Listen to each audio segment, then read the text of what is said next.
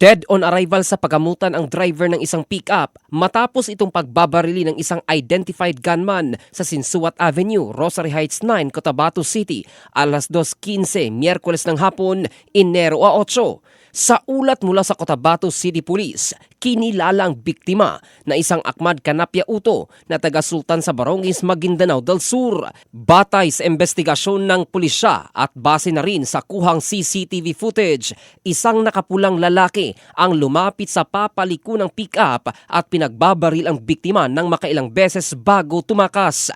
Sugatan naman ang dalawa pang kasamahan na sina JP Felmin Emran, ang 16th Brigade Commander, at isang Madato Felmin Canapia na 15th Brigade Commander ng 105th Base Command ng BIAF MILF. Hindi naman nasaktan ang 5 iba pang pasahero ng pick-up, ngunit may 2 nadamay na kinilalang sina Aladin Uto at isang bystander na si Tahir Tega Sam, 61 anyos, na ginagamot ngayon sa ospital. Samantala, positibo namang nakilala ng mga biktima ang gunman. Ayon kay Cotabato City Police Office Station 2 Chief Captain Tufoston Jun Ferrer, personal grudge ang isa sa nakikitang motibo sa pamamaril.